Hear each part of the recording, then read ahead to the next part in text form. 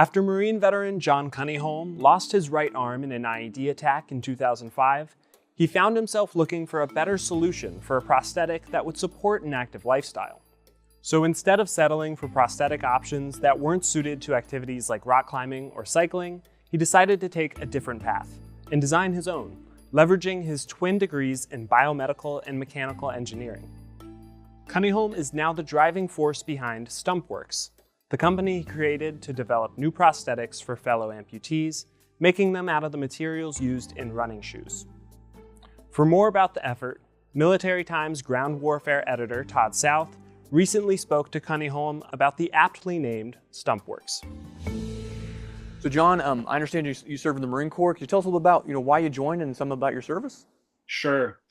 I joined the Marine Corps in 1997. We have a tradition of military and government service in my family, and I wanted to serve my country and I wanted a leadership challenge, and I certainly got that. I got out early in 2000 and went back to school in the fall of 2000 to pursue graduate degrees in biomedical and mechanical engineering.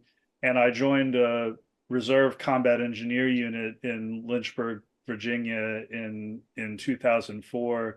And we got the warning order to activate, within 48 hours of when I swore in. So went to Iraq in August of 2004. I was the combat engineer officer and platoon commander for the combat engineer platoon, and I was injured on New Year's Day of 2005 in an IED attack. So when you were injured in 2005, it was early on in the wars in Iraq and Afghanistan. There were more and more people dealing with amputee issues and prosthetic issues. So tell us a little about your early experiences with prosthetics and your early activities there, and then we can talk a little bit more about kind of what happened after that. At that time, as now, there was a lot of press about how high-tech prosthetics were. Well, robotic hands are available. They are heavy, they are slow. They're not as capable as a hook, even though they look like a hand. Most arm amputees don't even wear a prosthetic arm, actually.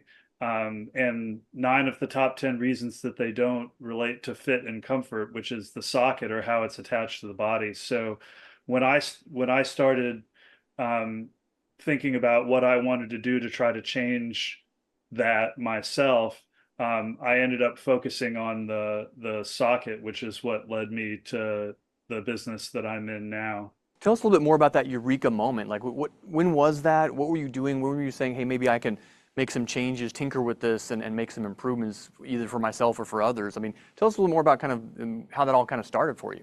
I became an engineer on the DARPA Revolutionizing Prosthetics project. I was the first test pilot for what they called the MPL that was designed at Johns Hopkins Applied Physics Lab. And it was actually my experience with that, wearing that arm with an uncomfortable socket that was really heavy to carry around, that finally led me to believe that maybe something more low-tech could be done with existing technology. And that's when I got the idea to incorporate advanced athletic shoe materials into a socket. So instead of hard carbon fiber like Dutch wooden shoes, the idea was to make something that Nike or Adidas or New Balance might have made. How did you know you kind of had the right mix of materials and fit to make an improvement? It took a lot of work to find. I mean, this is the arm that we have right now, and all of this is 3D printed nylon, and it took us several years to find a 3D printing process that was strong enough to actually use on a daily basis. Can you talk a little bit about from your work with, say, on your own, and then with DARPA, and then founding Stumpworx, and kind of what you guys are trying to do? None of us like to be limited in our activities, and so having every possibility open to you is really important. Really, I'm just trying to transform and disrupt the prosthetics industry to try to focus in on those, top 10 reasons that people reject prosthetic arms. So John, I understand there's some research going on right now that some could participate in. How might they do that? Yeah, we've just started a research project with the Human Engineering Research Lab, the HURL at the VA in Pittsburgh, Pennsylvania, and anybody who's interested who might qualify, where transradial amputees below the elbow can contact the patient recruiter at the HURL. Her name is Rosemary Cooper, and her email is cooperrm@pitt.edu. The sooner you contact us, the better. You might end up in that initial group who gets to actually help with the development. So John, you've got a great, educational engineering background and obviously some personal experience with this stuff, but there's a lot more to navigate. I understand you're working with some other folks on some of those other aspects of this kind of work.